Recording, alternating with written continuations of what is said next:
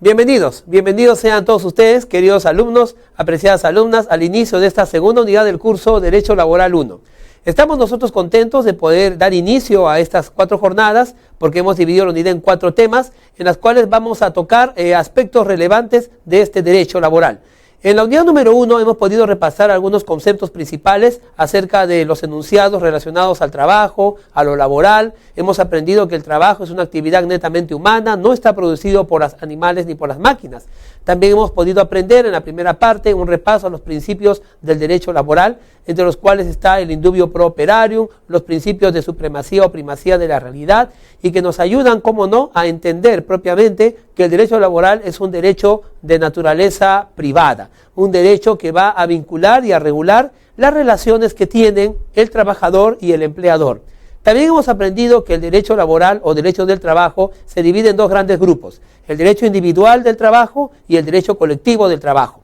El primero de ellos está relacionado con el vínculo que hay entre el empleador y el trabajador, en tanto que el segundo está relacionado con las relaciones o los vínculos que hay entre los empleadores, el empleador, las asociaciones de los empleadores y la organización sindical, es decir, los sindicatos. El derecho laboral, desde este punto de vista, es un derecho sumamente importante porque está relacionado permanentemente con esa dinámica que mueve a las sociedades y que mueve a las naciones, como es pues una de las actividades más importantes en su vida diaria, que es el trabajo. Se ha reconocido también que el derecho laboral como tal tiene un vínculo muy cercano a los derechos humanos en general, porque el trabajo es reconocido como un derecho humano que debe ser respetado por todos los estados y tutelado, ¿no? Y protegido, no solamente promovido, como dice pues la Constitución del año 93 de nuestro país. Serán cosas que tenemos que ir transformando, ¿no? Que serán cosas que más adelante nuevamente se tendrán que retomar y discutir, porque una Constitución necesariamente tiene que tutelar y proteger, ¿no? Y hasta intervenir, ser árbitro en la protección del derecho laboral y no un mero promotor de este derecho. Bien, dicho esto, quiero decirles y comentarles que hemos dividido la unidad en 4 temas. En esta unidad, que le hemos titulado La protección del trabajo y la jornada laboral, vamos a tratar justamente algunos principios y algunas normas que existen en las leyes para protegernos a nosotros, los trabajadores, ¿no?, de lo que es pues los abusos del empleador. Muchas veces, no siempre, estos abusos están en despidos arbitrarios, estos abusos están en horas extras que no se pagan y en varias conductas que los empleadores muchas veces, por ser la parte fuerte de la relación laboral, intentan sujuzgar e imponer a los trabajadores que hoy por hoy, pues, y al no existir la estabilidad laboral ya en nuestro país, se sienten pues minados y se sienten vulnerados ante esta actividad. El Ministerio de Trabajo, ¿no?, un poco reducido en las funciones que antes del año 93 tenía, hace lo posible por poder sostener estas quejas, estas denuncias, con que los trabajadores permanentemente se acercan a reclamar y a invocar su intervención. Asimismo, vamos a darnos cuenta que en nuestro país la validez o no de un despido, arbitrario o no, la decidirá un juez y ya no podrá decidirlo un ente administrativo.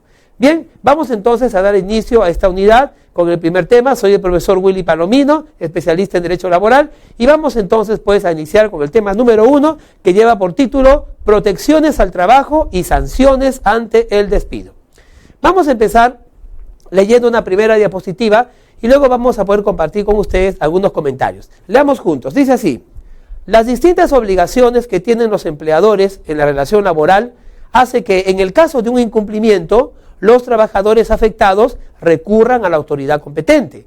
La autoridad competente tiene la obligación de atender estas reclamaciones, haciéndolas cumplir en los términos que corresponda e imponiendo las multas a los empleadores por tales incumplimientos.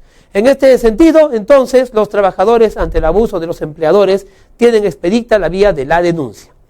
Bueno, vamos a empezar aclarando algo. Cuando hablamos de ir y denunciar a la autoridad administrativa, tenemos que recordar que la autoridad administrativa no es una autoridad jurisdiccional. Es decir, en este caso el Ministerio de Trabajo no es un juzgado, no es el Poder Judicial. No se va a administrar justicia en todo caso. Lo que el ente administrativo va a hacer es intervenir y en todo caso, si existe pues realmente la comisión de una infracción, procederá a sancionar por medio de una multa al empleador. Hay muchas conductas que están tipificadas como infracciones administrativas. muchas conductas que están debidamente tipificadas, ¿no?, en los reglamentos del Ministerio de Trabajo y que se consideran pues atentados contra la estabilidad laboral, atentados contra el libre ejercicio del derecho laboral que todo trabajador tiene. De más está decir que la injerencia que tiene en estos momentos el Ministerio de Trabajo ha sido reducida a la que tenía antes del año 93. Hoy en día, muchas de las funciones que antes ejercía el Ministerio de Trabajo, hoy día ya no lo puede hacer. Solamente por poner un ejemplo, en lo que son las relaciones colectivas de trabajo, antes el Ministerio de Trabajo, ¿no?, arbitraba y decidía cuando las partes no se llevaban a un acuerdo. Hoy en día el Ministerio de Trabajo no puede resolverlo a menos que las partes decidan que lo haga él. Antiguamente no, ellos decían, no se ponen de acuerdo, entonces esto va a ser así, ¿no? En cambio hoy en día no es así. Hoy día el Ministerio de Trabajo tiene que tener una situación contemplativa hasta que las partes decidan que él haga o exprese su opinión o su posición.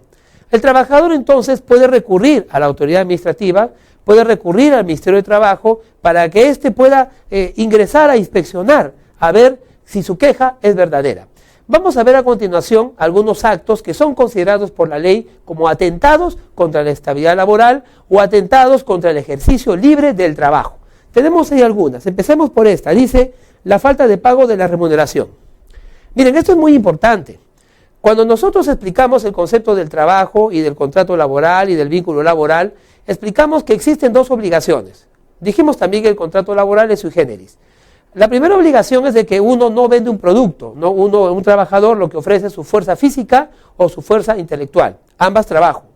Y del otro lado, es decir, del lado del empleador, este tiene la obligación de pagar una remuneración, que puede ser en efectivo o puede ser en especie, pero se debe pagar una remuneración. Es inaceptable que un trabajador, habiendo dado su fuerza física y su fuerza intelectual, pues no sea pagado, ¿no? En nuestro país no hay eso no existe. Todo trabajador tiene que ser debidamente remunerado. Por eso, cuando un empleador no le paga, esta es una infracción grave que es debidamente sancionado por el Ministerio, ¿no?, del Trabajo y Promoción del Empleo. Así como tenemos entonces la falta de pago de la remuneración, tenemos también aquí la reducción de la remuneración o de la categoría. No se puede reducir en principio nuestras remuneraciones. Si nosotros estamos ganando, digamos, más de un mínimo, no puede venir el empleador y reducirnos esas remuneraciones. Eso también es una falta grave, ¿no? Falta grave, una infracción grave, por decirlo así, de parte de los empleadores contra el derecho al trabajo, contra los derechos del trabajador. Puede ocurrir, eso sí, que en la práctica ocurre, que una empresa comienza a despedir, ¿no?, a sus trabajadores y crea otra razón social, ¿verdad? ¿Ha escuchado esos casos? Entonces a esa persona que, digamos, estaba ganando 2.000 soles en esta razón social, lo liquidan y lo pasan a la nueva razón social con 1.000 soles.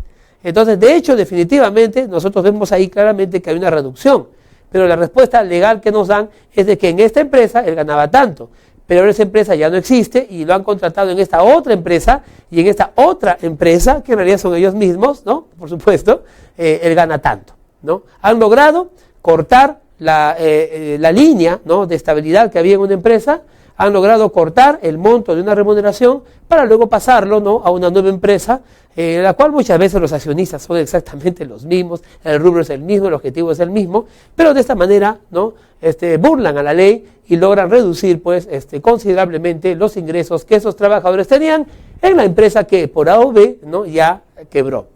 Bien, ahora también tenemos, si el trabajador, dice, es llevado a un lugar distinto de aquel en que desarrolla habitualmente su actividad o su labor. Bueno, es posible que nosotros hayamos sido contratados para la ciudad de Lima, entonces nos mandan a la provincia, ¿no? Definitivamente todos hacemos vida en algún lugar y nos arraigamos en alguna determinada ciudad. Si nos contratan para estar en una ciudad y nos mandan a otra, y luego a otra, y luego a otra, entonces tenemos ahí una clara evidencia de que se está atentando contra nuestra estabilidad, contra nuestro derecho al trabajo, porque se nos está atentando y se nos está queriendo hacer pisar el palito, de modo tal de que nosotros pues simplemente ya no podamos aceptar o tendremos necesariamente que renunciar, así lo querramos, por eso ese cambio constante, ¿no?, de lugares donde debo trabajar. Ahora, cuando hablas de lugar distinto, no solamente estamos hablando de cambiar de ciudad. Puede ser que yo tengo que trabajar en una determinada oficina y me salen mandando pues a un quinto infierno, ¿no?, es decir, a un lugar desierto. Puede ser que trabaje en una sección y me manden a otra, ¿no? De repente estoy en sección de ventas y me mandan empaque, o puedo estar en empaque y me mandan a otra a hacer otras labores que no han sido contratadas ni que forman parte de mi contrato de trabajo. Esto también es una infracción que debe ser sancionada por el Ministerio de Trabajo. Pero no son las únicas, tenemos aquí también algunas. Leamos la primera, dice: inobservancia de las medidas de seguridad, inobservancia de la higiene industrial que puede afectar la vida del trabajador. Es posible que en una gran constructora, ¿no?, los colegas de construcción civil están trabajando pero sin arneses, sin cascos de seguridad, o de repente en un lugar donde se manipula temas radioactivos, no están con los trajes radioactivos pertinentes, no están protegidos contra los posibles accidentes de trabajo que pueda ocurrir, o de repente no tienen ni el seguro. Entonces obviamente hoy en día esto se ha puesto muy en boga, se exige, hay un reglamento que ha salido, ¿no?, hace algún tiempo atrás, y ya está vigente, un reglamento de seguridad. Un reglamento de seguridad en la que en los centros de trabajo tienen que formarse piquetes de seguridad. Y obviamente eso tiene que ser liderado con los profesionales que están al frente, pues, de esas obras. El propietario es responsable, solidario civil, en caso de que ocurriera alguna desgracia como consecuencia, ¿no?, de un olvido, una omisión, o una irresponsabilidad en lo que es crear justamente la seguridad para el trabajador. También tenemos el acto de violencia, dice, o faltamiento de palabra en agravio del trabajador. Es posible que nosotros le faltemos de palabra al trabajador, le insultemos, lo rebajemos, lo humillemos. Eso no debe ser. Debemos guardar la compostura y sobre todo debemos reflejar como seres humanos, ¿no?, el debido respeto a cada uno. El trabajador es un ser humano que trabaja, que tiene su familia, que está laborando y está colaborando con nosotros en la edificación, pues, de un proyecto de empresa. Así que nosotros debemos respetarlo. El no respetarlo, entonces el trabajador podrá muy bien interponer una denuncia, una queja ante la autoridad administrativa de trabajo, la misma que luego de la evaluación pertinente procederá a sancionarnos y a multarnos. También tenemos actos de discriminación por razón de sexo, opinión, idioma, religión o raza. En un centro de trabajo, ¿no?, se entiende, es un centro de todas las razas. Nosotros podemos en cualquier centro laboral tener personas que son recibidas por su actitud y su cualidad. No son recibidos por raza, religión o idea política. Son recibidos por su idoneidad para el puesto del trabajo, que es independiente a la persona que lo tome, ¿no? Cada puesto de trabajo tiene un perfil y una función. Y la persona que llegue ahí, pues tiene que llenar esos requisitos de conocimiento y habilidad. Así que la discriminación en todo centro de trabajo tiene que estar proscrita. Tenemos también los actos contra la moral, el hostigamiento sexual y que afecten la dignidad del trabajador. El tema del hostigamiento sexual, por ejemplo, es un tema permanente, de constante queja en el Ministerio de Trabajo. Y no solamente en el sector privado, sino también en el sector público. Es un tema, pues, que definitivamente anuncia, ¿no?, y muestra la realidad moral, ¿no?, de muchos trabajadores y la realidad moral de muchos centros de labor. Esto tiene que ser combatido permanentemente. El respeto, ¿no?, el respeto a las personas debe primar sobre toda relación, incluso laboral. Bien, ahora, todo esto uno puede quejarse ante el Ministerio de Trabajo. Y obviamente el Ministerio de Trabajo va a enviar a un inspector. Y ese es otro tema también. No necesariamente tenemos todos los inspectores que necesitamos. Ya hace unos 2, 3 años atrás incluso, el Ministerio de Trabajo declaró en emergencia a los inspectores. No porque sean malos inspectores, por el contrario, son muy buenos, ¿no? Yo tengo algunos 2 o 3 amigos que trabajan allí como inspectores laborales, ¿no? Sino que no hay suficiente. Cuando a uno lo despiden arbitrariamente, va con la policía hace una constatación policial, y con eso uno va al Ministerio de Trabajo y le dicen, ya perfecto, el inspector puede ir de acá a 8 días, de acá a 7 días, de acá a 15 días, y obviamente pues uno no quiere que demore uno tanto, ¿no? Uno quisiera que ahí mismo cuando va, ya el inspector lo acompañe, ¿no? Bueno, yo creo sinceramente de que se necesitan más inspectores, deben llamarse y convocarse a más concursos, de esta manera que podamos tener una rama fuerte, ¿no?, de inspectores laborales que puedan seguir protegiendo a nuestros trabajadores. Vamos ahora a ver otro tema, fíjense, está allí, protección del trabajador frente a las medidas disciplinarias y frente al despido, ¿no? ¿Por qué? Porque puede ser de que no haya estos atentados que hemos visto, ¿no? No haya acoso sexual, no hay hostigamiento, no hay insulto, no hay nada de eso, Pero a veces, muchas veces, ¿no? Esta agresión de los empleadores se disfraza detrás de supuestas sanciones que los trabajadores merecen, ¿no? Entonces, las medidas disciplinarias no pueden ser abusivas tampoco.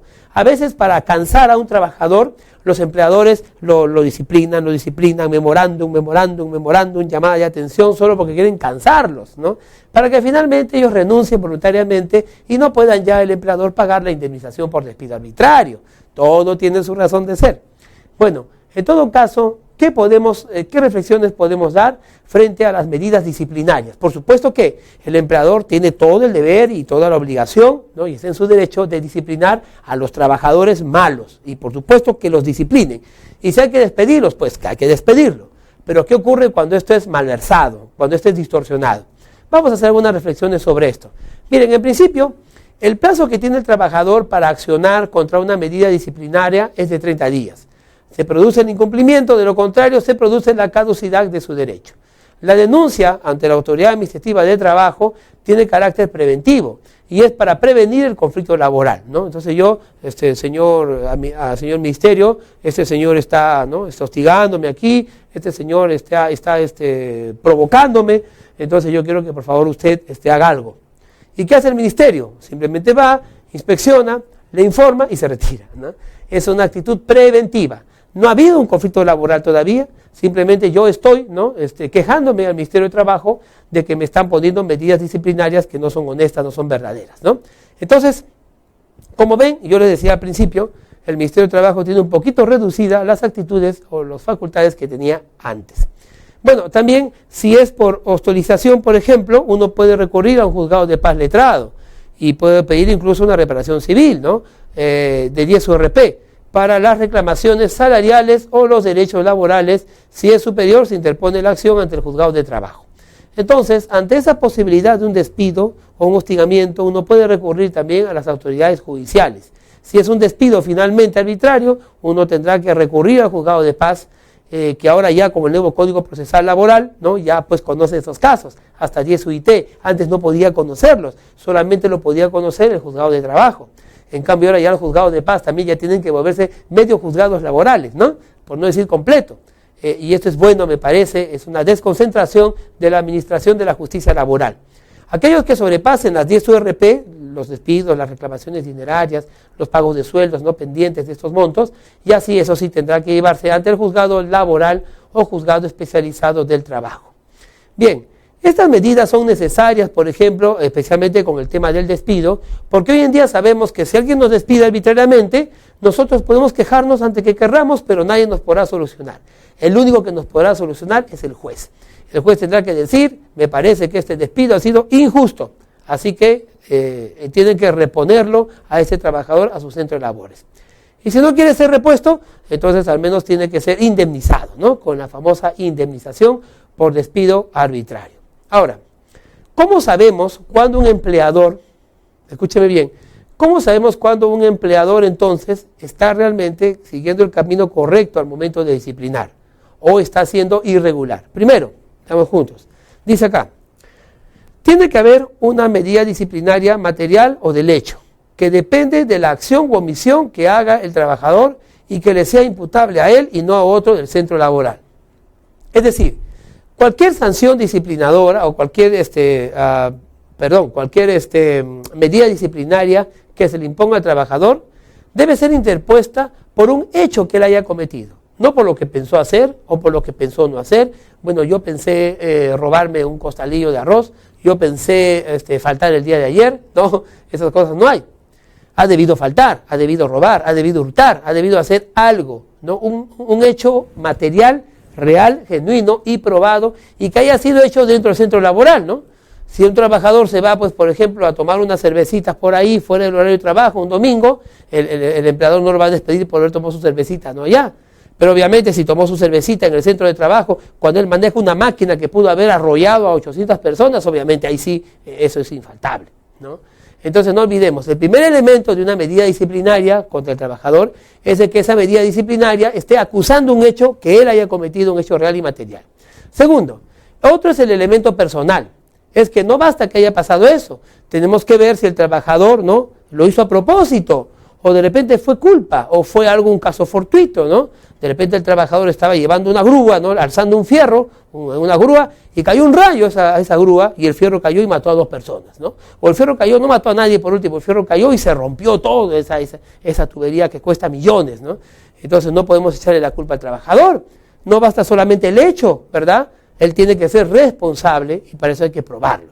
Finalmente, el tercero es el perjuicio efectivo, ¿no? Digamos, un trabajador dejó caer un foco y el foco no se rompió, entonces no hubo ningún daño. ¿Por qué lo vamos a sancionar si no ha pasado nada? Bueno, o sea, sí pasó algo se cayó, pero nada se rompió. Tiene que haber entonces un daño efectivo, o como algunos llaman, ¿no? Un daño potencial para la producción o la actividad que se está sancionando. Cuando la medida disciplinaria impuesta por el empleador es arbitraria, entonces el trabajador tiene 30 días para definitivamente reclamarla, así como 30 días tiene el empleador para sancionarla. Si un trabajador mío cometió un error y yo no lo sanciono en los 30 días, pasados los 30 días ya no voy a poder sancionarlo, ¿no?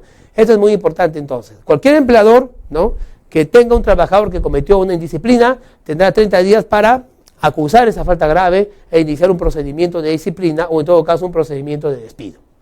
Ahora, cuando hablamos del despido, estamos hablando necesariamente de un acto de un solo lado, ¿no? El empleador toma la decisión de despedir al trabajador por alguna medida indisciplinaria o por alguna falta grave. Ya dijimos que el empleador tiene 30 días para acusar esa falta grave, 30 días, ¿ah? Y si no lo hace, pues ya no puede hacerlo. Una vez que acusa la falta grave, entonces el trabajador tendrá que defenderse, ¿no? Y obviamente contestar diciendo pues de que efectivamente no me pasó tal cosa o ocurrió aquello. Si esto satisface al empleador y el empleador considera que no hay por qué despedirlo, lo mantendrá en el trabajo. Pero si él considera, ¿no?, que definitivamente no llena sus expectativas la respuesta, entonces el empleador finalmente lo despide y le envía una carta de despido, ¿ya? ¿Cuándo el despido es nulo? Leamos junto esto. Dice así: la ley contempla solamente la reincorporación del trabajador a su centro laboral con el pago de las remuneraciones dejadas de percibir desde la fecha en que se produce. En este caso procede una asignación provisional durante el proceso. Si el empleador pierde la acción y si no cumple con el mandato de reposición dentro de las 24 horas, será multado y se incrementará la multa sucesivamente en 30% del monto original en cada requerimiento hasta que cumpla el mandato. Puede ocurrir entonces que un empleador un día se llenó de diablos azules y sin seguir el procedimiento simplemente llegó al centro de trabajo y dijo: tú y tú, fuera, largo, están despedidos, ¿ah? No ha pasado a veces, sí pasa cada rato, ¿no? Entonces los trabajadores, ¿pero por qué? Porque sí, porque yo lo quiero, porque pienso que tú has hecho esto, aquello, lo otro. Pero señor empleador, eso es falso, eso no es así, deme el plazo para subsanar. ¿Qué plazo ni nada? Estás despedido y lo echan, ¿no? Y al día siguiente quiere entrar y hay policías ahí, o en todo caso de seguridad, no te dejan entrar. ¿Qué hacemos ante eso? Tenemos que, como ya dijimos, ir a un juzgado de paz letrado, a un juzgado del trabajo, un juzgado laboral, para poder pues interponer nuestra demanda de despido arbitrario y obviamente solicitar que el despido se vuelva nulo. Cuando el despido es declarado nulo por el juez, entonces le ordena pues al empleador que tiene que restituirle. Si lo ordena y no le hace caso, lo multa, ¿ya? Por ejemplo, 300 soles, ¿ya?, de multa. Bien, ya mucho pues, 100 soles de multa, perfecto, ya. Y no lo repone, no lo restituye a su trabajo al trabajador, entonces otra multa, pero ya no 100, sino 100 más su 30%, o sea, 130 soles. Y así, dice, sucesivamente se irá multando hasta que finalmente el empleador obedezca a la autoridad judicial y lo restituya, ¿no? Ahora, puede ser que el juicio no sea de despido, simplemente sea un juicio en el cual se pague la indemnización. Vamos a ver algunas características de este juicio de despido nulo. Vemos aquí. ¿Qué es el despido nulo? El despido nulo, dice, es aquel que se produce por los siguientes motivos. Primero, por afiliarse a un sindicato o participar en actividades sindicales. Óigame, esto es inaudito, ¿verdad? El derecho de sindicación es un derecho constitucional, más aún, es un derecho humano, reconocido por las Naciones Unidas a través pues, de la Organización Internacional del Trabajo, OIT. El derecho de sindicación, junto con el de negociación colectiva, con el derecho a la huelga y la convención colectiva, son derechos humanos internacionales. Entonces, obviamente, si yo como trabajador me uno a un sindicato, ¿por qué el empleador me va a despedir? ¿Qué falta grave es esto si yo estoy ejerciendo un derecho internacional, un derecho humano? Otra causal de despido nulo es, por ejemplo, si uno de los trabajadores es candidato o representante de los trabajadores o ha actuado en calidad de ser candidato para representar a los trabajadores, a sus compañeros trabajadores, ¿no? digamos, yo soy pues un trabajador muy cumplidor, pero el empleador me ve con malos ojos, entonces yo postulo como candidato para ser el secretario de defensa, etcétera, del sindicato, y por ese solo hecho el empleador me despide. Porque el empleador dice, no, si el doctor Palomino llega a ser el secretario de defensa de este sindicato, pues no va a ser problema, nos va a pedir aumento de todo, mejoras salariales, mejores condiciones de trabajo, así que antes lo anulamos. ¿Qué hacemos? Lo despedimos, ¿no? Yo tengo que probar, por supuesto, que mi despido es por esa razón, porque seguramente el empleador se va a inventar cada razón para despedirme, ¿no? Bueno, tercero, dice, si es que el trabajador presenta una queja o participe en un proceso contra el empleador ante autoridades competentes. Sería inaudito que, por ejemplo, un empleador que esté acosando sexualmente a una señorita, la señorita va pues a quejarse al Ministerio de Trabajo y viene el empleador y la despide, ¿no? O sea, llueve sobre mojado, tras cuernos palos, ¿no? Como dice alguna obra de Lope de Vega. Entonces, definitivamente, esto pues es inaudito, es inaceptable, ese despido es nulo. Ese trabajador o trabajador en el ejemplo está en todo el derecho de ir a quejarse ante la autoridad administrativa. O supongamos que esto es un trabajador y yo soy su jefe y yo no le pago. No le pago un mes, no le pago 2 meses, no le pago 3 meses. Obviamente usted se queja, ¿verdad? Se queja al Ministerio de Trabajo. Y como usted se quejó, yo lo salgo despidiendo. Ese despido es también nulo. Y ahí viene el problema, pues, queridas alumnas, apreciados alumnos, que ¿quién va a decir que el despido es nulo? La autoridad judicial. Uno tiene que ir al juicio necesariamente. Bueno, también tenemos por embarazo, por eso ahí en la diapositiva aparece una mamita embarazada, con su barriguita, siempre que sea dentro de los 90 días anteriores y posteriores al parto, ¿no? Esta modificación es del año 99, hecha por la ley 27.185. 90 días antes o 90 días posteriores, si se le despide, queda claro que lo está haciendo, ¿por qué? Porque es una mujer embarazada y está haciendo uso pues de su derecho de lactancia, ¿no? Entonces, si yo la despido en ese momento, lo que estoy haciendo es discriminar, pues, no estoy despidiendo injustamente. Todos estos despidos, por estas causales que aparecen aquí, son despidos nulos, ¿ya? No son despidos arbitrarios, son despidos nulos, ¿no? ¿Y quién declara la nulidad de un despido? El juez, ¿no? Ahora, el despido arbitrario tiene unos elementos diferentes. Ya no está basado en el tema sustantivo, sino más bien en el procedimiento. Un despido arbitrario será aquel que se realiza, ¿no? En los cuales no hay despido nulo, pero sí hay una ignorancia, o una ignorancia ya no sana, sino de alguna manera querida de la ley y de procedimiento para despedir a una persona. Vamos a ver lo que dice la diapositiva y luego la vamos a comentar. Dice, son los demás casos de despido por causal que hace el empleador al trabajador. Y en estas circunstancias, cuando el empleador no puede acreditar el despido, entonces obviamente la ley contempla el pago de una indemnización, que es a razón de una remuneración y media ordinaria mensual por cada año completo de servicios, hasta un máximo de 12 remuneraciones. El abono procede pasado el periodo de prueba y se paga 2avos y 30avos. No hay reposición en el trabajo, solamente hay el pago de una indemnización. Contrariamente, en las leyes anteriores, ¿no? Uno podía optar por el despido arbitrario o podía también optar por la restitución. Hoy en día, ¿no? Uno tiene que demandar necesariamente el despido arbitrario y el pago de una indemnización.